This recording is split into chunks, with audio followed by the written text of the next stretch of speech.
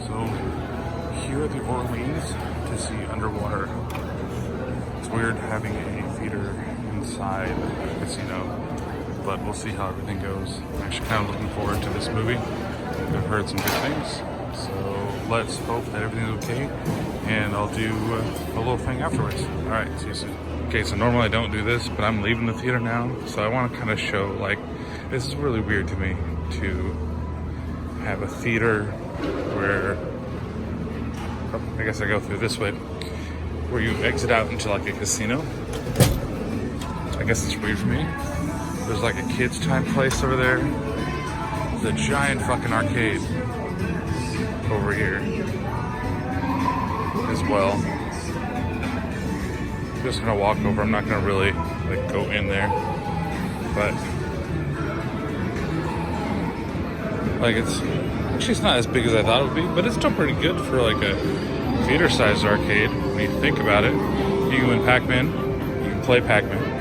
Oh, I guess it's actually beer pong. All right, so let's go downstairs. So it's kind of weird. I know this is gonna be long and weird, and you'd be like, I thought you'd be talking about the review already, but here we are. And then go downstairs, and it's like fucking Vegas down here. Long escalator though. So this is the New Orleans. I've actually never been in this place before. So let's see. Lots and lots. There's a lot of machines. Yeah, buffet. And everything else. So literally gonna walk outside. So this is like crazy to me. Like that I can go see a movie, then go gamble my ass off. All right, so we'll be back in a bit, and I will do a little my reaction review. All right, I said I wouldn't record anymore, but there's a whole fucking live band playing over here. Come out of a movie, go see some live music. Actually sounds pretty good. Alright, just a little bit. Alright, one last video before we stop. So I'm over there. You can see the Luxor and you can see the light kind of in the distance back there. Of course, this hotel sticks to the adult clubs that you can see right there. And I'm gonna catch a ride and head on back, maybe get some sleep after I do the review. Hey everybody, so originally I was gonna record the reactions when I came back to the hotel, but then I fucking fell asleep.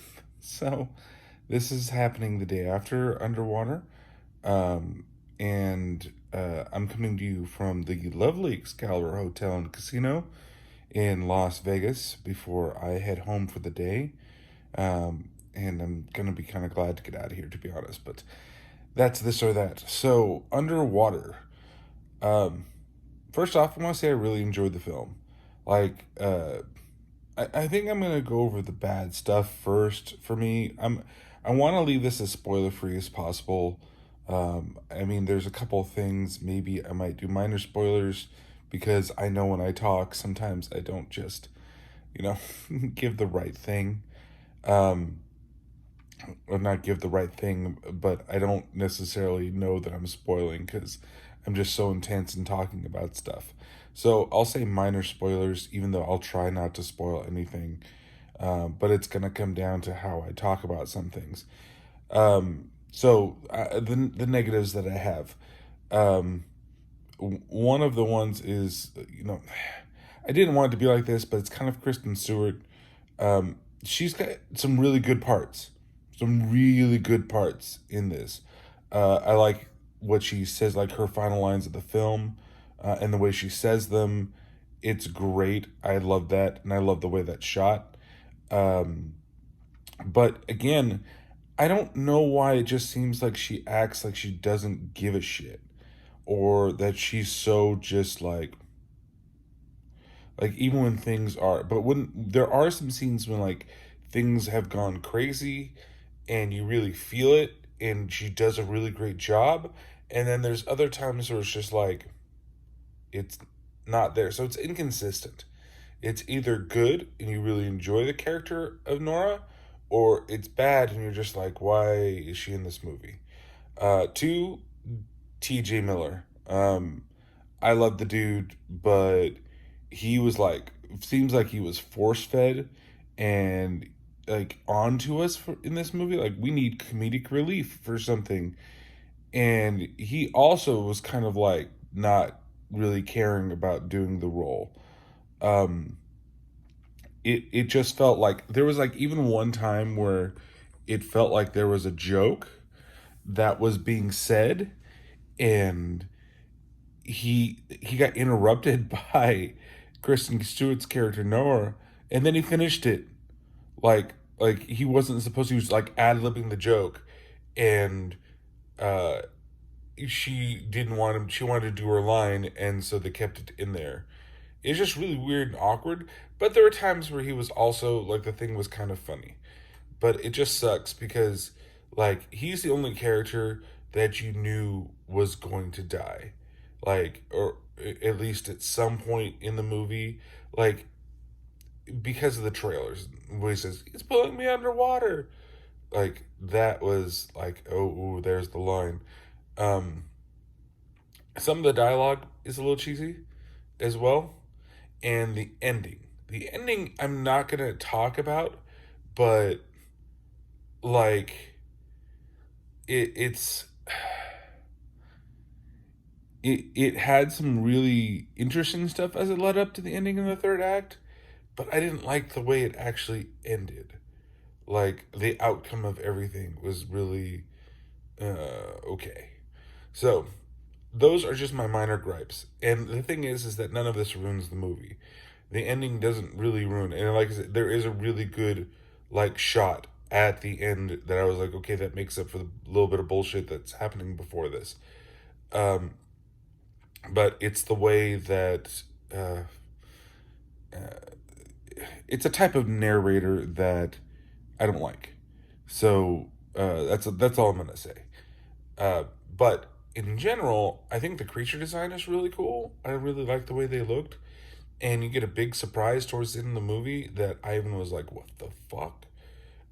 The tension of them just being underwater, and there's a scene right in the beginning where they're trying to escape, and there's a lot of pressure, and I was like, "Holy crap!" Like this happened right away.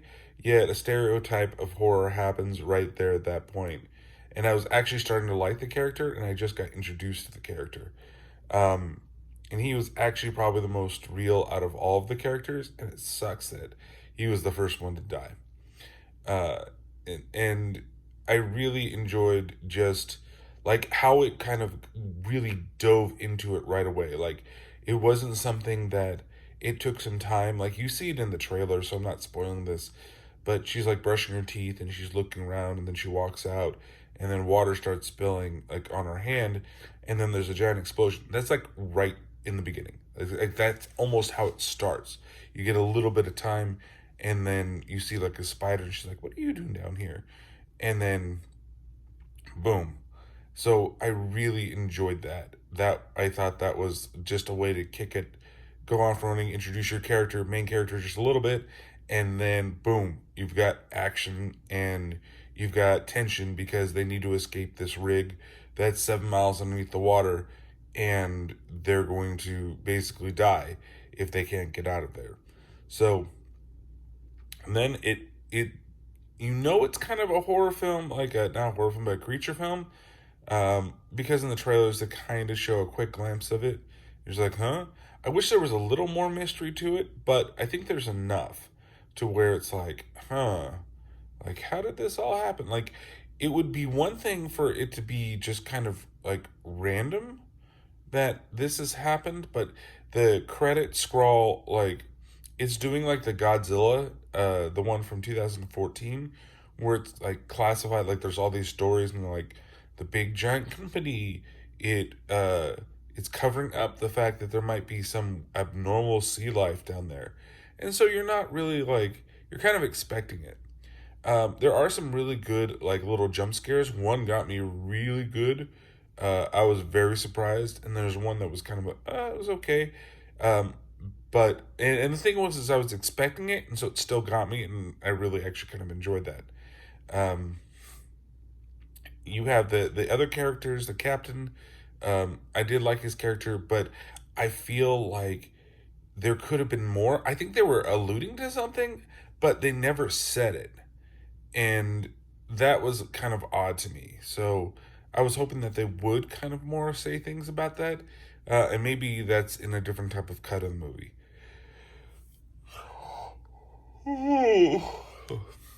I'll have to cut that out. Um, but yeah, and then the other two that are left there, I haven't talked about, because I already talked about the one dude that died, and then it's like this couple. She's like a junior researcher, or whatever it is, that's down there. Um, they're okay. I like her. Like her arc is pretty good for the film. Like the way that, because she starts very timid, and then how she finishes the film, I think is very very good. And there's one audible point with her at towards the end of it.